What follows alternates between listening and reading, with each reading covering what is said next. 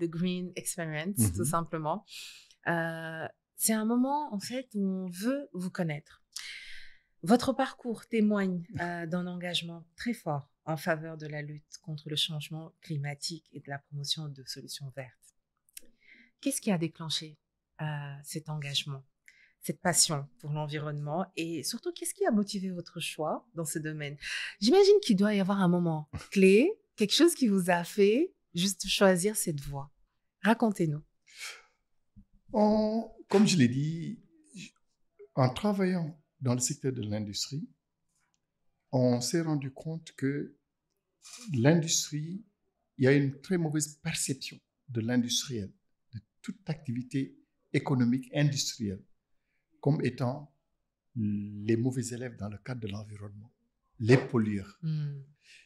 Et on a toujours considéré qu'un industriel est préoccupé uniquement par le revenu, donc c'est le business, et que les aspects liés à l'environnement, les aspects liés au changement climatique ne sont pas les principales préoccupations de ces industriels-là. Et c'est ce que le commun des mortels pense. Oui. Et beaucoup d'industriels aussi œuvrent dans ce sens-là. J'ai été, comme je l'ai dit, donc un industriel. J'ai été directeur général d'une industrie pendant très longtemps, la SIB à Diourbel. J'ai dirigé beaucoup d'usines. C'était ici à Dakar avec la Sonacos et Sumewa. Donc, j'ai été aussi, comme je vous l'ai dit, le représentant du syndicat professionnel des industries du Sénégal. Toutes les industries du Sénégal. Un vrai industriel. Oui. Hein. Donc, et je travaillais avec l'environnement et j'ai senti que la préoccupation et la perception aussi bien des représentants de l'État que du commun des mortels était que l'industriel n'était pas préoccupé par l'environnement, mais seulement par le gain. Oui. Et en travaillant avec donc, ces entités-là, on s'est rendu compte, je me suis rendu compte de l'impact que l'industrie pouvait avoir et de l'impact négatif que l'industrie pouvait avoir sur donc, la population de manière générale. Et comment le faire?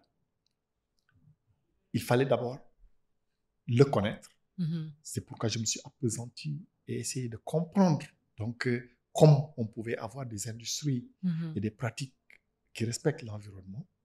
Et deuxièmement aussi, comment impacter sur les réglementations. Parce que donc, ce n'est pas seulement au niveau action qu'il faut le faire, il faut d'abord le faire au niveau des politiques, il faut le faire au niveau des lois, il faut le faire au niveau des règlements. Oui. C'est ça qui m'a amené à dire que donc, en tant que quelqu'un qui connaissait assez bien l'industrie, je pouvais, en étant de l'autre côté de la barrière, impacter et pousser à mettre en place des politiques qui respectent donc l'environnement tout en ne pénalisant pas donc l'industrie. Super, excellent. C'est très inspirant parce que moi je retiens grosso modo deux choses, l'engagement et la prise de conscience. D'une part, parce que souvent on peut avoir conscience d'une chose et ne pas s'engager.